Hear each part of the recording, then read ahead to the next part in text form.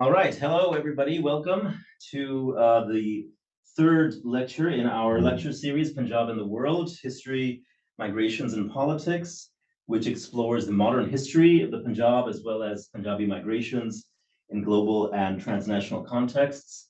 My name is Neilesh Bose, and I am the convener of this series and the host of this program, and I teach history at the University of Victoria, where I am sitting now with students in my class.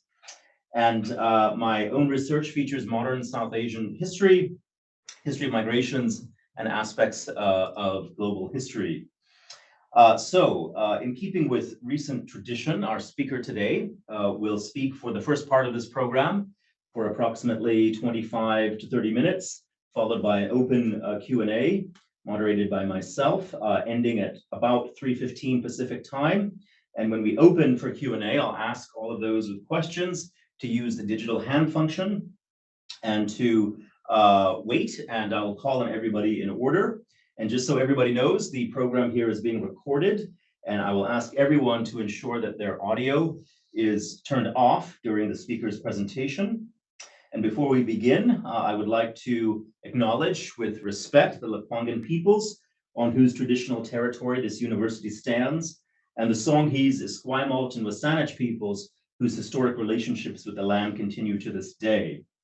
It is a great pleasure to introduce our speaker for today, an old friend who has visited here in Victoria back in 2017, Dr. Gajendra Singh, senior lecturer in history at the University of Exeter.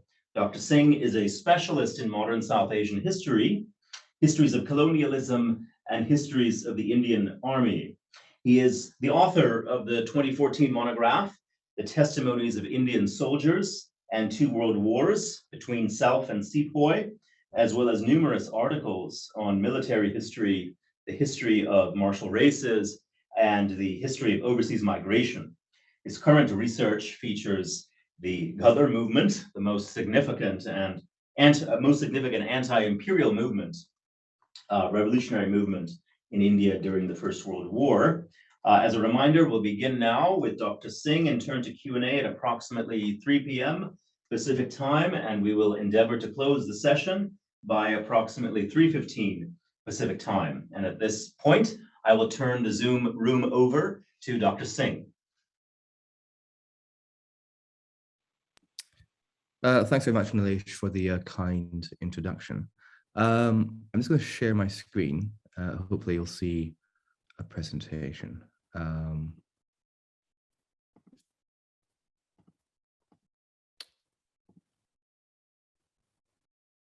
Okay. Again, Neilesh, thanks very much for the kind introduction. It's very kind of you to lie so loquaciously. So when being asked to contribute to this program that Neilesh has put together, I was asked to limit what I talked about to Punjabi soldiers in and up to the First World War, and to limit it to 20 to 25 minutes. I hope that is a relatively easy task. I did, as Neilesh said, once write fairly extensively on Indian soldiers' experiences of the two world wars. And it is always relatively straightforward to talk about that which you once spent time thinking, researching, and writing, but which no longer quite haunt your thoughts in the same way as it once did. That work can be read in a book, lots of stuff, but particularly this book here, which, if you're interested in what I'm saying, by all means take a look at it. So this could be a relatively easy task, but it is painfully late at night for me. So if I do yawn on occasion, it's not actually any sense of being rude. It's merely because it's quite late, and I might inadvertently yawn. This work, my previous work, came at the very start of a renewed interest in Indian soldiering experiences, sometimes by historians, but more often and more commercially successfully by artists, poets, museum curators, community groups among Punjabi diasporas, and state-led commemorations particularly in India, all of which really began in 2014, 2015, those years of the 100th anniversary of the First World War. In terms of Punjabi film, by far the most eminent, prominent example, perhaps, is the 2018 film Gajendra Singh, which some of you may have heard about, some of you may have seen. Gajendra Singh, Recruit, or Gajendra Singh, The Recruit. I'll just play to you the English trailer of the film. You'll get a sense of, well, you'll get a very good sense, I think, of what the film's about. Okay, do that.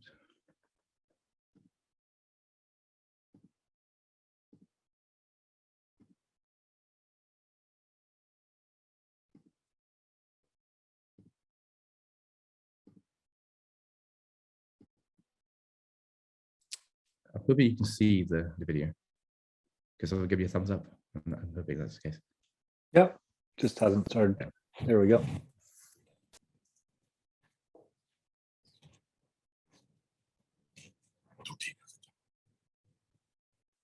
ठीक नहीं है सूबेदार साहब,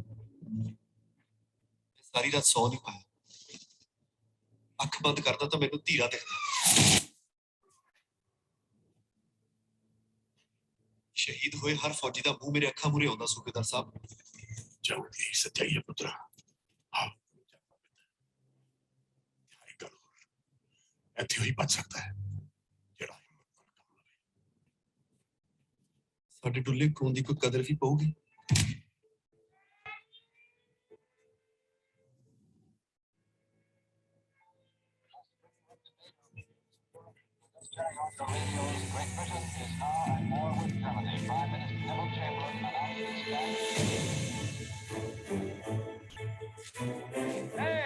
Which regiment? Lahore Regiment, Indian British Army. Do these men even know how to handle their rifles? ਬੰਦੂਕ ਫੜਨ ਦੀ ਗੱਲ ਕਰਦੇ ਆ, ਤੇਰੇ ਵਰਗੇ ਨੂੰ ਅਸੀਂ ਬਿਨਾਂ ਬੰਦੂਕ ਤੋਂ ਵਿੱਚੋਂ ਚੀਰ ਦਈਏ। ਇੱਜ਼ਤ ਤਾਂ ਸਾਡਾ ਹੱਕ ਹੈ, ਉਹ ਤਾਂ ਸਾਨੂੰ ਮਿਲਣੀ ਚਾਹੀਦੀ ਹੈ। Hey you can't hit him on his stubborn. ਨਾ ਖਾਣ ਨੂੰ ਰੋਟੀ, ਨਾ ਦਵਾਈ, ਤੇ ਉਧਰ ਜਰਮਨ ਵਾਲੇ, ਉਹਨਾਂ ਦੀ ਗਿਣਤੀ ਬਹੁਤ ਜ਼ਿਆਦਾ, ਹਾਲਾਤ ਬਹੁਤ ਮਾੜੇ ਨੇ। ਜਨਵੀਰੇ ਮੈਂ ਪੰਜਾਬ ਜਾਣਾ, ਆਪਾਂ ਮੁੜਾਂਗੇ ਨਾ ਯਾਰ। ਅੱਜ ਕੌਣ ਖਿੱਚ ਲਿਆ ਤੁਹਾਨੂੰ ਇੱਥੇ? ਗੋਰੇ ਸਾਨੂੰ 7 ਸਮੁੰਦਰੋਂ ਪਾਰ ਬਰਤਾਨੀਆ ਲੈ ਕੇ ਜਾ ਰਿਹਾ ਜੀਤੀ। ਕਿਉਂ ਜ਼ਿੱਦ ਕਰੀ ਜਾਣੇ ਸੱਜਣਾ, ਤੈਨੂੰ ਪਤਾ ਵੀ ਹੈ ਕਿੰਨੀ ਵੱਡੀ ਜੰਗ ਲੱਗੀ ਹੈ। ਇੱਕ ਵਾਰ ਖੜ ਕੇ ਪਿੱਠ ਵਿਖਾਉਣਾ ਵੀ ਤਾਂ ਮੌਤ ਦੇ ਬਰਾਬਰ ਹੈ। ਕਿ ਆਪਾਂ ਇਹ ਜੰਗ ਇਧਰ ਲਈ ਜਿੱਤ ਲਈ ਤਾਂ ਆਪਣਾ ਦੇਸ਼ ਜ਼ਰੂਰ ਆਜ਼ਾਦ ਹੋਵੇਗਾ। ਆਪਾਂ ਨੂੰ ਹਰ ਹਾਲਤ 'ਚ ਜੰਗ ਜਿੱਤਣੀ ਪੈਣੀ ਹੈ। We must win this war!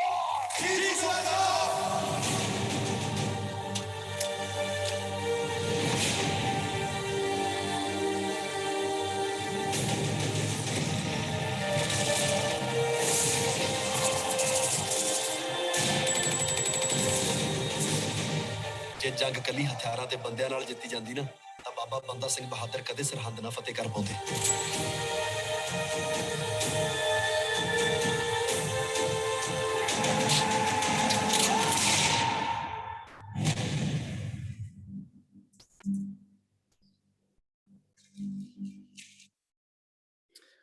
Okay.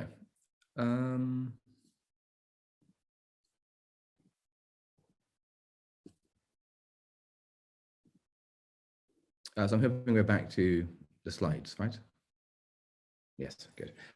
Okay, so that hopefully will give you some idea of what the film's about. The narrative in the film is a presentation of a particular kind of Punjabi masculinity, Punjabi Sikh masculinity, which a contemporary audience wants to consume. Steadfast in a particular religious identity, of nascent nationalists yearning for a nation not yet born and which may never be born, willing to martyr themselves for their comrades and wedded to their village sweethearts, even through temptations of sexual encounters abroad. And this is then presented as a true story, which of course it is not. A lot of the register and tropes in this film, Sajjan Singh Rangoon, were borrowed from a novel called Mulk Rajanand's novel from 1939 called Across the Black Waters. The novel was the second part of a trilogy narrating the experience of Lal Singh from adolescent rebellion to military service in the First World War to his return home and involvement in revolutionary activity in Punjab. For Anand, it was a once memorial to a soldiering father from whom he had become estranged, and frustration at his father's social conservatism. Mulk Rajanand had fallen in love with a Muslim girl from his village and was ostracized by his father as a result. And later on in life, this became a reimagining of what he would wanted his father to be. Anand's Sipais or Sipayon were sexually liberal, horrified by the brutality of battlefield justice, and constantly questioned their officers' worth. It is a more interesting narrative than Sajjan Singh Rangoon presents, but still reductive in many respects. The sexual encounters among soldiers during the First World War were more varied than the nuns' chaste imaginary allowed. Critiques and expectations of officers are more substantive than mumbling mother jode or motherfucker under their breaths. And there was no simple automaticity between this disillusionment in a trench in France and becoming a revolutionary back home. Very few returned as Anand's soldier, Anand Lalu did, with the words of Gadri agents circulating as a mantra in their minds. Brothers-in-law, Saleh, you like your father's English. You like to lick their testicles, you.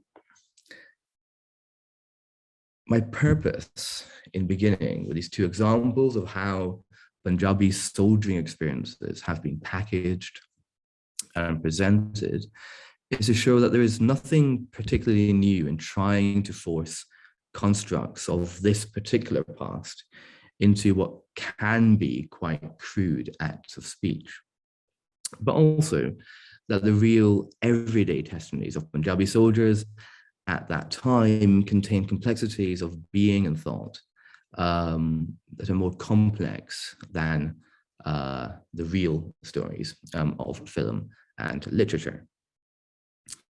So what I intend to do today is talk about one particular example of one particular letter and discuss how it can be read and what it can reveal, which is to say, how I have read it and analyzed it in my work.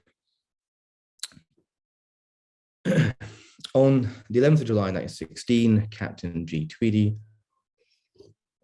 who was by then the chief censor of Indian military correspondence in France, alerted his superiors to a slip of paper he had found hidden in an otherwise anodyne letter by a Punjabi Muslim Sipahi.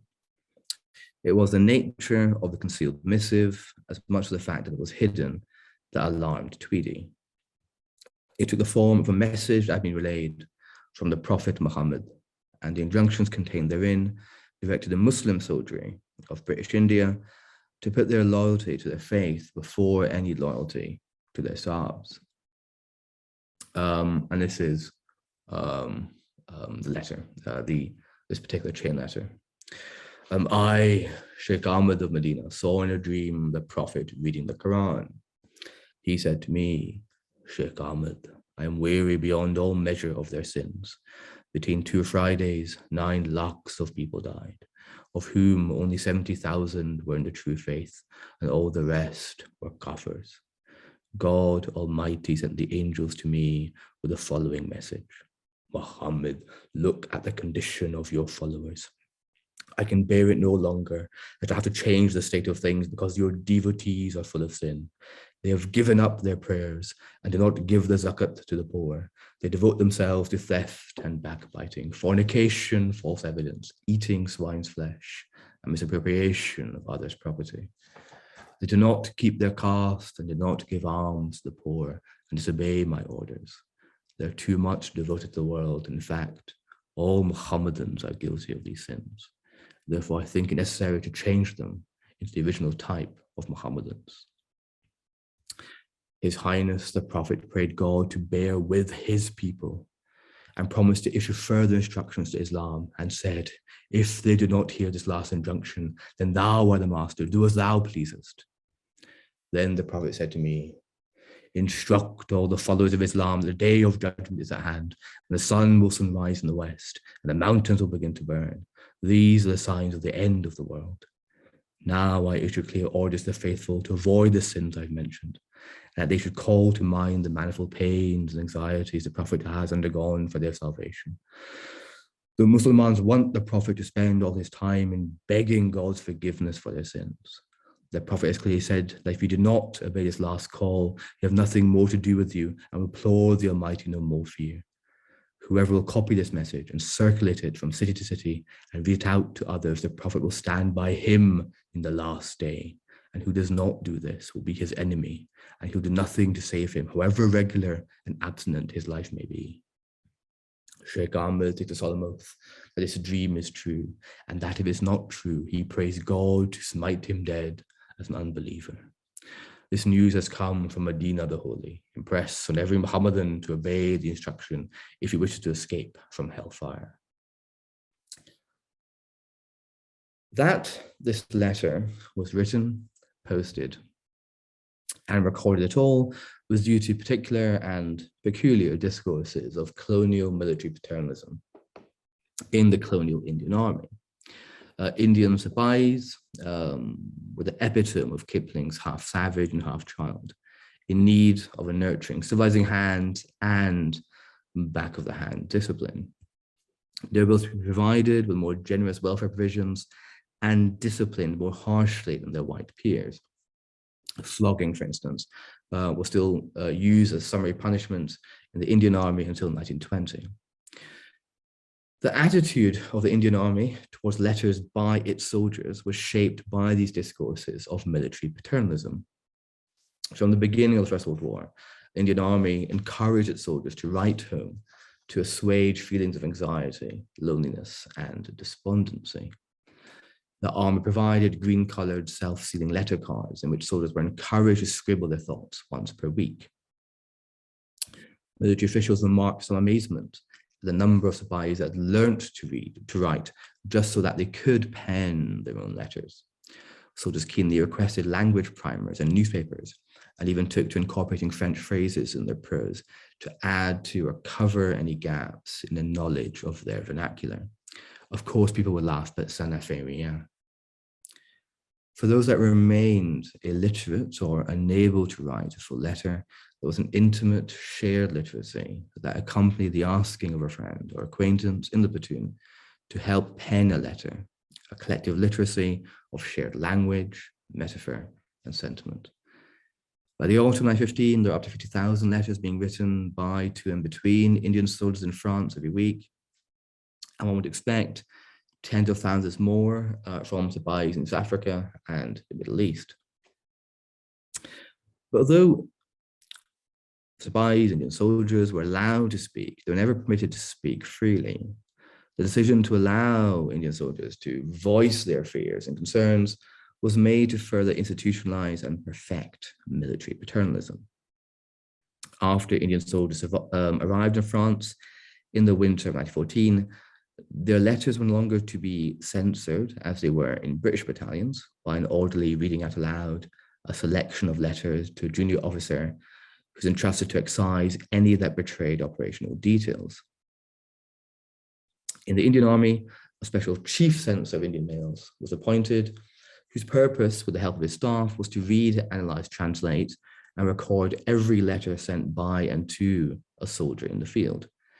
the space of speech was created as an intelligent exercise to monitor disillusionment and counter seditious activity, as well as the more mundane task of preventing the exchange of operational information. And in the written records of Sabha's testimonies, there's a constant need to translate even poetic verse into English because native words cannot be trusted to convey the correct meaning unless they're placed in soothing parentheses next to their English equivalent. It is a product of this paternal need to record soldier speech that is analysed here. It made possible the prospect of mistranslation and misinterpretation, of censors not being linguistically able enough to transcribe and translate Indian vernaculars, and missing the intended sentiment of the author, even if they were. The collated letters were not simply products of an uncritical acceptance of the paternalism of the colonial state. The letters were rather marked by indeterminacy. They were and remain full of grey areas between author and censor, product and intention, of Sabhais manipulating their speech out of an awareness it was being misconstrued. The missive from Medina emerged from this indeterminate liminal terrain. It came to be termed the Snowball Letter because it helped to frame a debate that Muslim soldiers conducted over their religion, and the frequency of which it was referred to increased as the war raged on. At the time, Tweedy, as chief censor, busied himself with trying to find where the letter had originated from, in what proved to be a vain hope that it could be stopped at its source.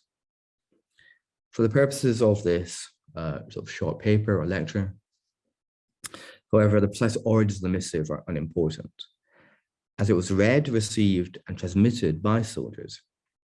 It was internalized and altered to reflect their own realities. Vernacular words and concepts such as lux and caste infiltrated the religious prose. The words and metaphors of the missive changed each time a soldier transcribed or quoted from it, and the actions it inspired was on everything from increased numbers fasting during Ramzan to outright mutiny. Furthermore, the letter came to be used as a response to and operated in a space created by Muslim reform movements in South Asia and earlier attempts to interfere with the religious practices of Muslim Sabhais that were sanctioned by British and German military authorities. All this can be read and read about in stuff I once wrote. I don't want to dwell on the matter further here. I don't have the time to do so, even if I wanted to. The point with which I want to end, which I want to finish, is how one can read such a text or approach the reading of such a text.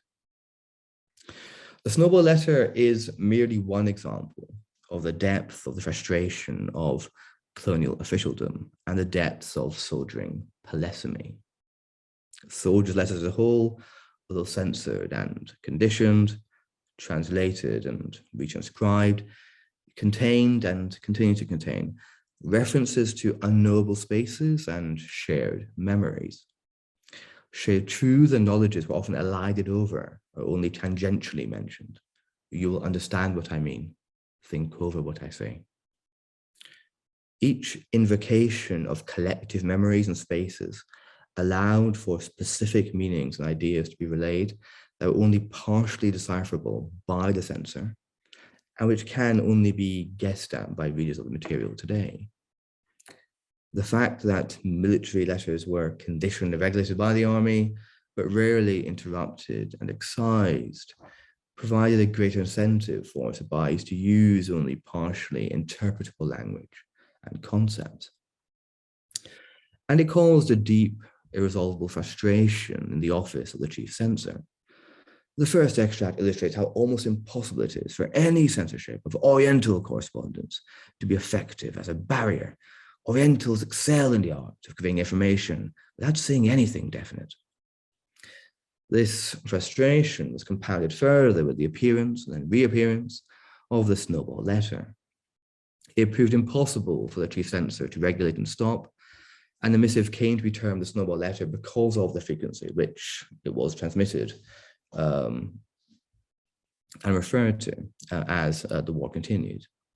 It was a manifestation of a particular eschatological dream that had been circulating for a century and a half before the First World War in the wider Islamic world and infused with contemporary South Asian relevance. Its form and tone were shaped by the street debates of Muslim reform movements in colonial India, as well as by German and Ahmadiyya propaganda in the trenches in France. As the letter was transcribed and retranscribed and then passed on, the language of the letter had slipped into the everyday prose and concerns of soldiers. The borrowed prose became a way of conveying the horrors of trench warfare, its apocalyptic tone and prospect of redemption, given new relevance amid the broken bodies and unburied corpses of France. God knows whether the land of France is stained with sin, or whether the day of judgment has begun in France. For guns and the rifles there's now a deluge, bodies upon bodies, blood flowing. Viewing the Snowball Letter and Sabai's testimony more broadly as embattled is to link linguistic double play to material reality of the twisting and fracturing of soldiers' cultural and social identities in the trenches amid the rank stench of those bodies which haunt me still. The physical, intimate space of how letters were written forced soldiers to think through their horror and address their fragile mortality, of their own fantasies and desires, and why, as non-Britons, they were fighting at all in this war. Islam provided a language in which soldiers could communicate the otherwise incommunicable. All this could occur in the knowledge that the space of letter writing only had the illusion of intimacy and was in fact a product of military and colonial methods of control. Writing about this embattled collection of text, of testimony as a process, praxis, or act, rather than static or dead text, is to try to adopt a poetical reading of contested voices and their silences as a way to explore the life histories of these individuals. It's also to recognize the historian's complicity in further embattling and conditioning these voices, that we must write mindful not just of novel approaches that help to liberate historical voices for analysis, but also the historian's conceit in delimiting them at the very moment of liberation. As Suard Naranakan commented at the end of a letter that he had penned, "This is not a letter, it is a live coal placed upon my flesh." There's a reminder both of the effect that a production of testimony could have on his identity and lived reality, and of the violences implicit in repackaging such testimony as history. Okay, I'm done. I think I should be 25 minutes. I think it is. Thank you very much for that wonderful talk. There's so much there to talk about further.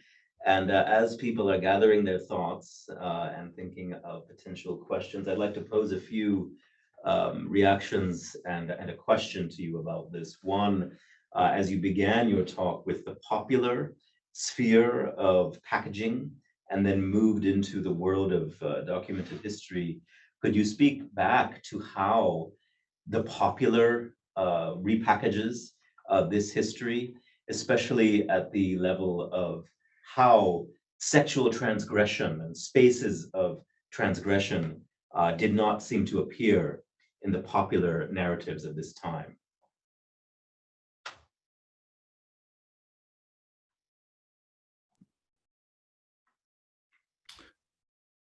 Do you want me to respond, Neilesh? Yes, please, yes. I find that quite interesting as well. I think there has been a move towards trying to construct a puritanical version of soldiering during that 100th anniversary of the First World War, not just in India, not just among Punjabi soldiers. You can see it sort of universally. In Britain, for instance, there was this attempt to try and move towards this the pity of war sort of narrative. In fact, in Britain, for instance, you had celebrations at the start of the war, which it's unusual, right? So, celebrating the start of a global conflict, it is an unusual thing to do. So I think it is. There was a global sort of movement to try to alter a narrative focused on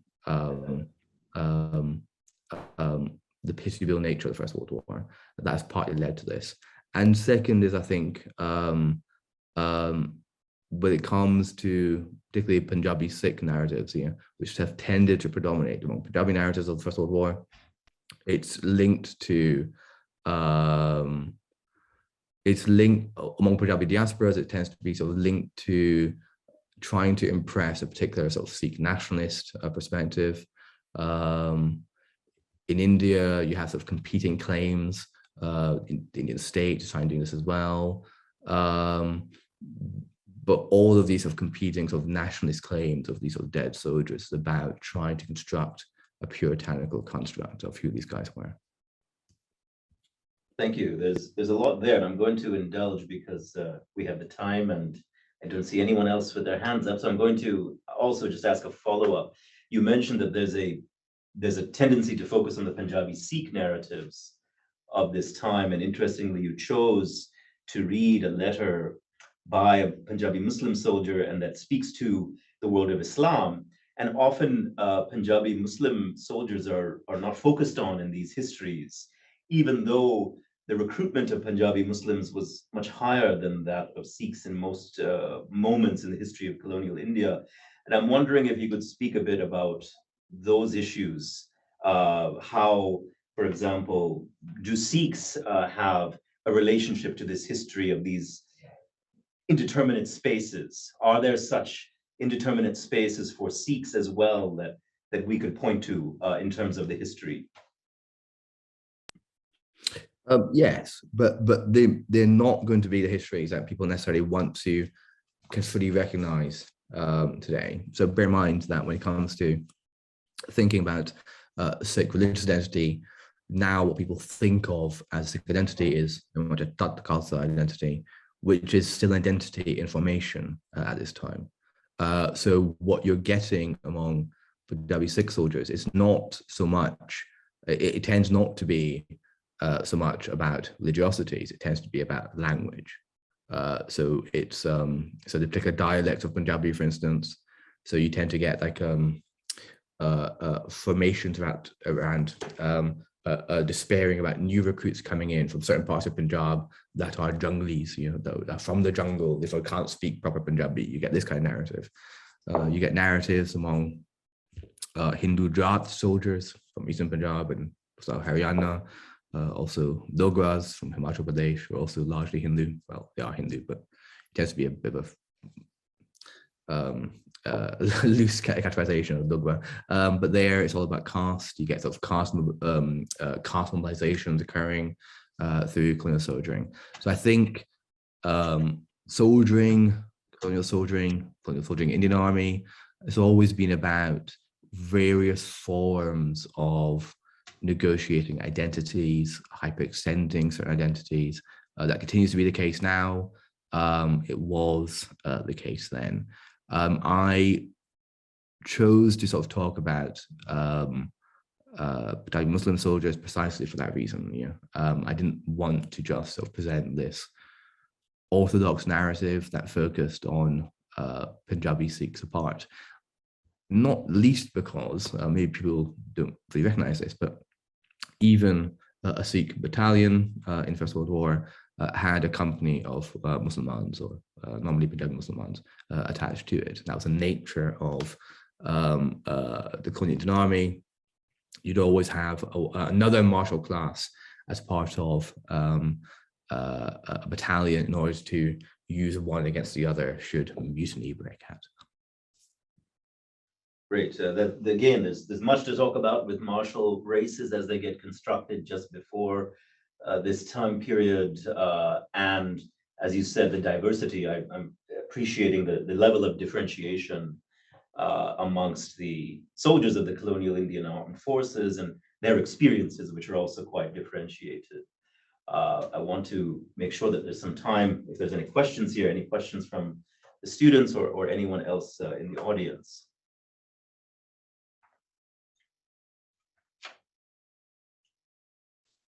Yes. Yeah, I just have a question about, we talked about how there's conflicts between the Indians and the British within the trenches. Was there any inter-caste conflict that was happening there?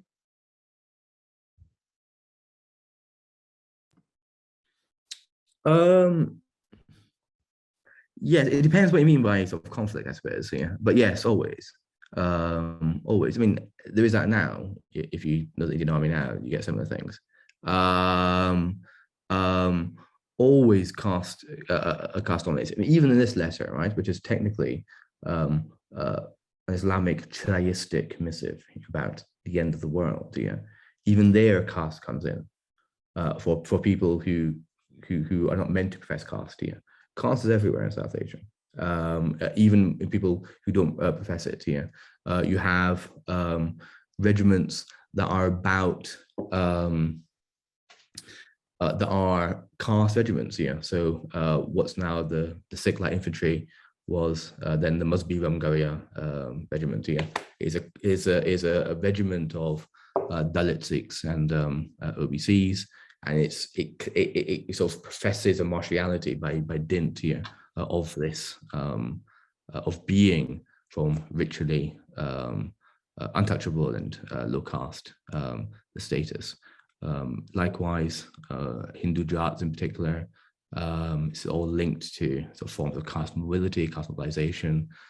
You get sort of forms of conflicts over rations, over there's mutinies even occur over not being allowed to cook your own food. Indian Army, even now, soldiers are given the means to cook their own food rather than presented with rations because of certain caste taboos. That became more problematic when it came to First World War, when that sort of broke down. And when it begins to break down, you do get sort of forms of conflict occurring. It tends to be less by Second World War. By Second World War, it's not really an issue anymore. But the First World War, it definitely is more of a thing. Yeah. Great. Thank you. I think we have a question from Yishun Fu. Okay. My question would be that you see during the First World War, Indian soldiers moved to many places in the world, right? Not just Europe, not just French, but also many other places. And before and after the First World War, Indian soldiers also moved to many other places. For example, moved to the South Africa, moved to Southeast Asia, moved to China. And the question I would like to ask is that, how do you conceive the importance of these places in the formation of Indian soldiers' identity, maybe religious identity, national identity, gender identity, or their world view? Basically, I mean, how did this kind of different experience in different places matter in this process of formation of identity or the formation of their worldview or something like that? Yeah, it's actually a really good question. It's not just soldiering, it's policing as well. So when it comes to Southeast Asia, East Africa, and East Asia, you tend to get, yes, you get units of the Indian Army being posted. You tend to get battalions being recruited that are independent Indian Army. Hong Kong and Singapore Royal Garrison Artillery, for instance, was a Punjabi regiment. Wasn't technically part of the Indian Army. Malay States Guides, another example. The Burma Rifles, another example. But then the Hong Kong police, Shanghai police, yeah, tended to be almost exclusively Punjabi. it's about a migrant experience. Punjabis, there's always this sort of narrative you find among Punjabis around the world, that everywhere you go, you'll come across someone who speaks Punjabi. It's still this sort of narrative you come across, and people test it out. It'll be the smallest town. I think it's similar to some other kind of like peoples that have historically had lots of migrations. I think, there's this kind of migrant experience which is like woven into, I think, Punjabi identity, particular identity from certain parts of Punjab. Certain districts, certain areas in Punjab would have been just locuses of lots of migrations over the past 150 years. And it is, yes, it is just woven into some Punjabi identity. The best thing I always say to people who are Canadian is that the names, for instance, that were given many Canadian Gadaris who sort of returned to Punjab to Seoul armed revolution during the First World War. So historically, you'd be known in Punjab, particularly if you're a Sikh, not by your name so much or by any caste name, but by where you came from. So often you'd get people called Bag Singh Canadian. That's what we called here back in Punjab, because they migrated, now they come back here, and so yes, they're kind of Punjabi, but also they're slightly different here. But this is kind of this is kind of a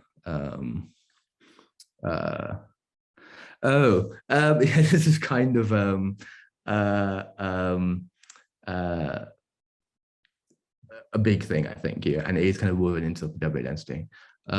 I was going to answer so quickly. There's a question in chat here about what I consider to be proper Punjabi. So it tends to be sort of Punjabi from the Marj historically. It doesn't really exist anymore. Well, I suppose I'm sorry, yes, I suppose, but it's really the Lahori Punjabi, which is kind of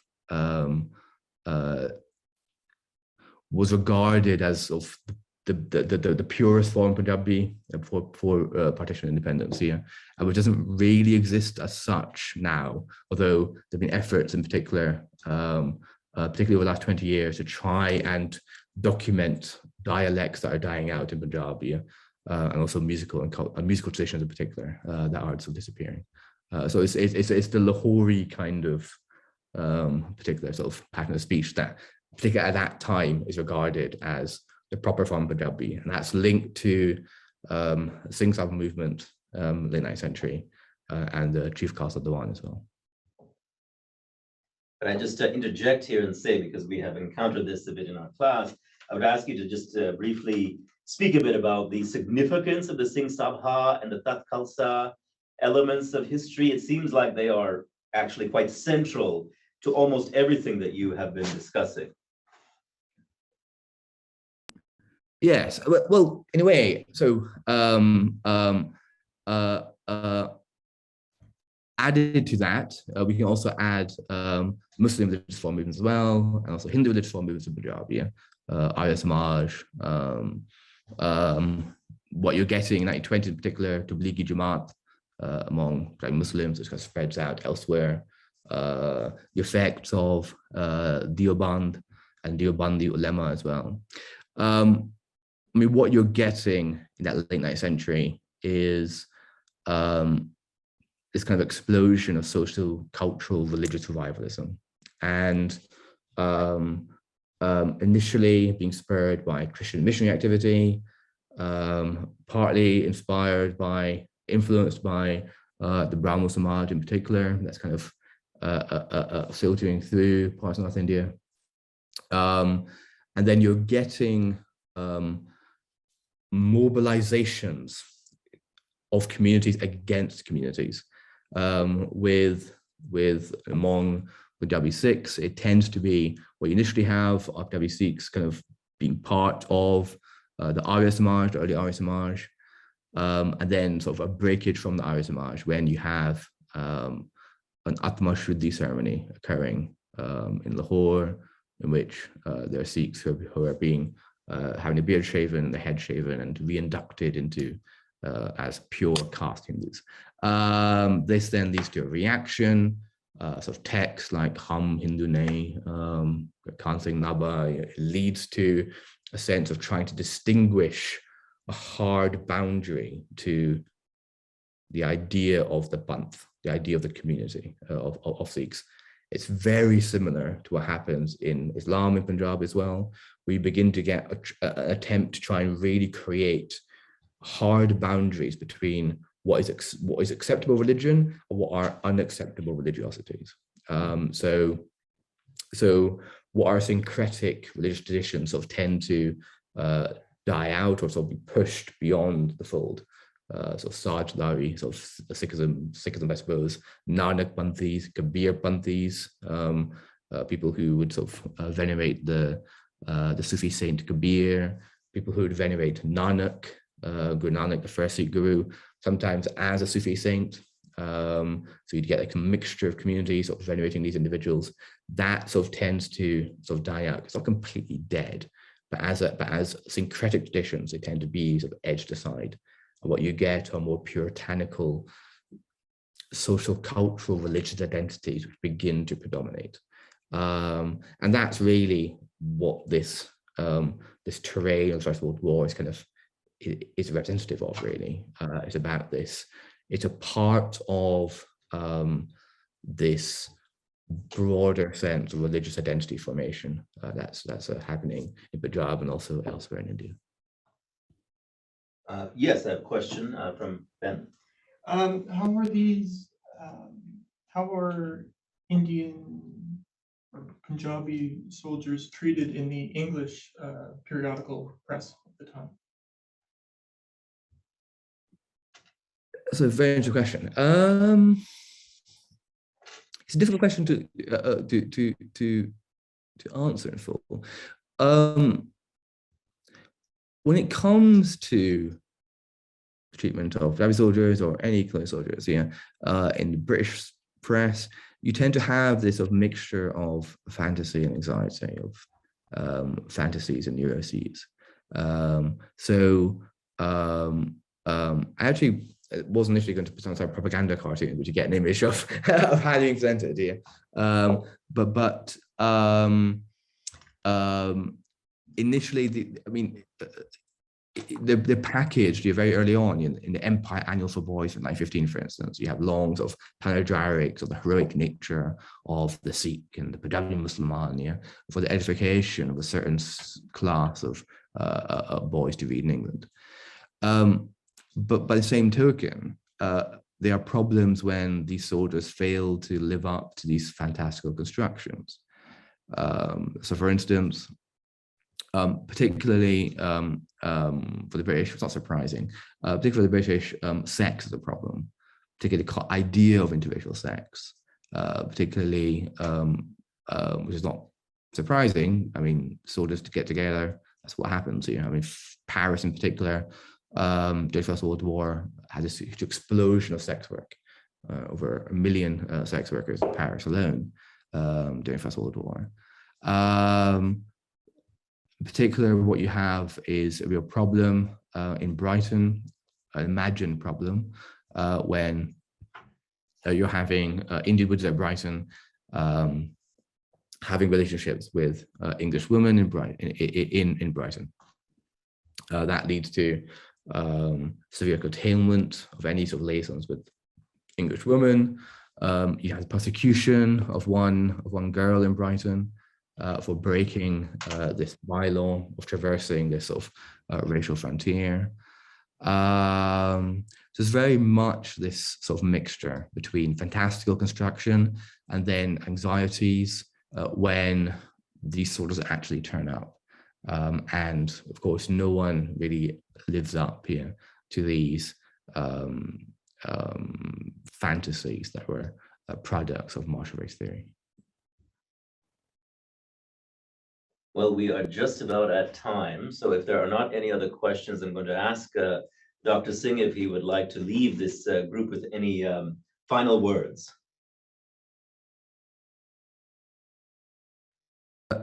Do I have any final words? Not really, but it's a pleasure talking to you. Thanks for all the questions. Do I prefer? So just a very quick question here. The other one that you haven't mentioned, Sudhir, is Shamukhi as well, Shamukhi. which maybe you don't know of here. I think the Persianate form of writing Punjabi is prettier, is more poetic. And I think that if you do sort of learn to be Gurmukhi, you should try and learn to be Shamukhi as well. But that's a final comment. Well, it's quite late where you are, so thank you so much for joining us. I'm going to let you go now, given the timing. Thank you for everything you've given to us, and hopefully we'll see you again in person at some point in the future. Take care.